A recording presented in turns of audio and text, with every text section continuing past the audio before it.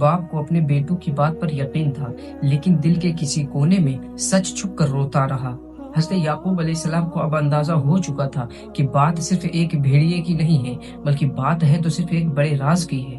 مگر ان کو کیا پتا تھا کہ ان کا بچھڑا ہوا بیٹا یوسف اب ایک ایسے سفر پہ نکل چکا ہے جو تخت مصر تک پہنچنے والا ہے۔ ہم نے دیکھا کہ حضرت یوسف علیہ السلام نے ایک عجیب خواب دیکھا جس میں 11 ستارے، سورج اور چاند انہیں سجدہ کر رہے تھے۔ ان کے والد حضرت یعقوب علیہ السلام نے اس خواب کی عظمت کو سمجھ لیا، لیکن بھائیوں کے دلوں میں حسد بڑھتا گیا۔ آخرکار انہوں نے حضرت یوسف علیہ السلام کو ایک ویران کنویں میں ڈال دیا، جہاں سے ایک قافلے نے انہیں نکال کر مصر لے گیا۔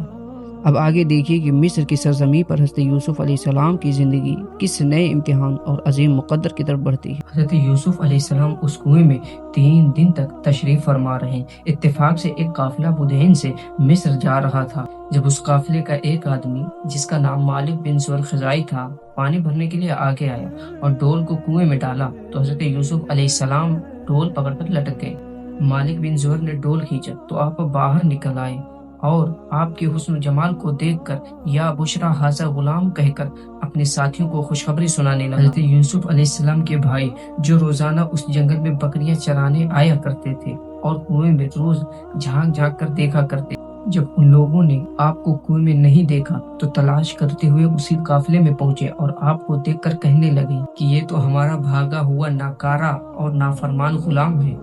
اگر تم لوگ اس کو خریدو تو ہم تم کو بہت ہی سستا اس کو فروخت کر دیں گے، مگر شرط یہ ہے کہ اس کو یہاں سے اتنی دور لے جا کر فروخت کرنا کہ اس کی خبر یہاں تک نہ پہنچے۔ حضرت یوسف علیہ السلام بھائیوں کے خوف سے خاموش اسی جگہ پر کھڑے رہے اور ایک لفظ بھی نہیں بولا۔ پھر ان کے بھائیوں نے مالک بن زور کو صرف 20 درہموں میں فروخت کر دیا۔ مالک بن زور ان کو خرید کر مصر کے بازار میں لے گیا اور وہاں عزیز مصر نے بہت ہی گراں قیمت دے کر خرید لیا اور اپنے شاہی محل میں لے جا کر اپنی ملکہ زلیخا سے کہا کہ تم اس غلام کو نہایت اعزاز و اکرام کے ساتھ اپنی خدمت میں رکھو۔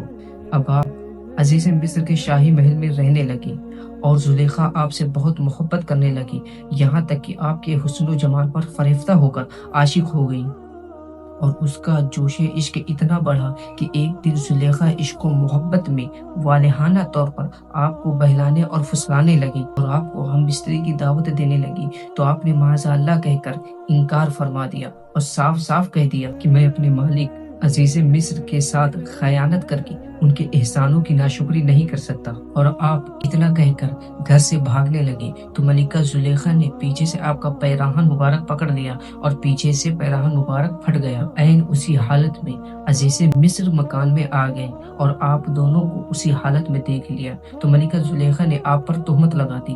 عزیز مصر حیران ہو گیا کہ آخر ان دونوں میں سچا کون ہے۔ اتفاق سے اسی مکان میں 4 ماہ کا بچہ پالنے میں لیٹا ہوا تھا۔ اس نے شہادت دی کہ اگر کرتا آگے سے پھٹا ہے تو قصوروار حضرت یوسف علیہ السلام ہے اور زلیخا بے قصور ہے، اور اگر کرتا پیچھے سے پھٹا ہے تو زلیخا قصوروار ہے اور حضرت یوسف علیہ السلام بے قصور ہے۔ جب عزیز مصر نے دیکھا تو کرتا پیچھے سے پھٹا ہوا تھا، فوراً زلیخا کو خطاوار قرار دے کر ڈانٹا اور حضرت یوسف علیہ السلام سے کہا کہ آپ اس کا خیال و ملال نہ کیجیے۔ پھر زلیخا کے مشورے سے عزیز مصر نے حضرت یوسف علیہ السلام کو قید خانے میں بھجوا اور اس طرح حضرت یوسف علیہ السلام عزیز مصر کے شاہی محل سے نکل کر جیل خانہ کی کوٹری میں چلے گئے اور آپ نے جیل میں پہنچ کر کہا کہ اے عز و جل، مجھے یہ قید خانہ محبوب ہے اس سے جس کی طرف زلیخا مجھ کو دعوت دے رہی تھی۔ پھر 7 یا 12 برس تک آپ قید خانہ میں رہے اور قیدیوں کو اعمال صالح کی نصیحت کرتے رہے۔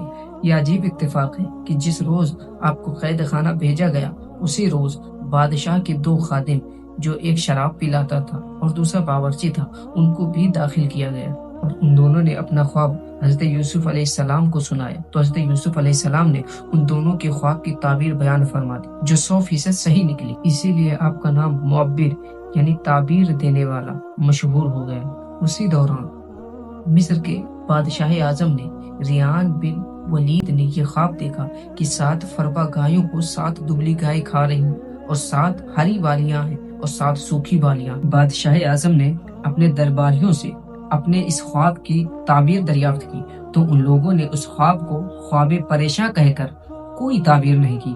اتنے میں بادشاہ کا ساقی جو قید خانے سے رہا ہو کر آ گیا تھا، اس نے کہا کہ مجھے اس خواب کی تعبیر معلوم کرنے کے لیے جیل خانے میں جانے کی اجازت دے دی جائے۔ چنانچہ یہ ساقی بادشاہ کا فرستادہ بن کر حضرت یوسف علیہ السلام کے پاس جیل خانے میں گیا اور بادشاہ کا خواب بیان کر کے اس کی تعبیر پوچھی کہ 7 دبلی گائیں 7 موٹی گایوں کو کھا رہی ہیں اور 7 ہری والیاں ہیں اور 7 سوکھی والیاں ہیں۔ حضرت یوسف علیہ السلام نے فرمایا کہ 7 سال مسلسل کھیتی کرو اور ان کے اناجوں کو بالیوں میں محفوظ رکھو، پھر 7 برس تک خشک سالی رہے گی۔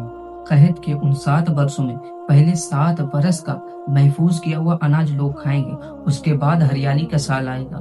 قاصد نے واپس جا کر بادشاہ کو اس کے خواب کی تعبیر بتائی تو بادشاہ نے حکم دیا کہ حضرت یوسف علیہ السلام کو قید خانے سے نکال کر میرے دربار میں لاؤ۔ قاصد رہائی کا پروانہ لے کر جیل خانے میں پہنچا تو حضرت یوسف علیہ السلام نے فرمایا کہ پہلے زلیخا اور دوسری عورتوں کے ذریعے میری بے گناہی اور پاک دامنی کا اظہار کرا لیا جائے اور اس کے بعد ہی میں جیل سے باہر نکلوں گا۔ چنانچہ بادشاہ نے اس کی تحقیقات کرائی تو تحقیقات کے دوران زلیخا نے اقرار کیا کہ خطا میری ہے، میں نے ہی حضرت یوسف علیہ السلام کو پھسلایا تھا۔ حضرت یوسف علیہ السلام پاک دامن ہیں اور سچے ہیں۔ اس کے بعد بادشاہ نے حضرت یوسف علیہ السلام کو دربار میں بلا کر کہہ دیا کہ آپ ہمارے دربار کے معزز ہیں۔ حضرت یوسف علیہ السلام نے کہا کہ آپ زمین کے خزانوں کے انتظامی امور اور حفاظتی نظام کے انتظام پر مجھے مقرر کر دیں۔ بادشاہ نے زمین کے خزانوں کا انتظامی معاملہ اور ملک کے نظام کا پورا شعبہ آپ کے سپرد کر دیا اور اس طرح ملک مصر کی حکمرانی کا اقتدار آپ کو مل گیا۔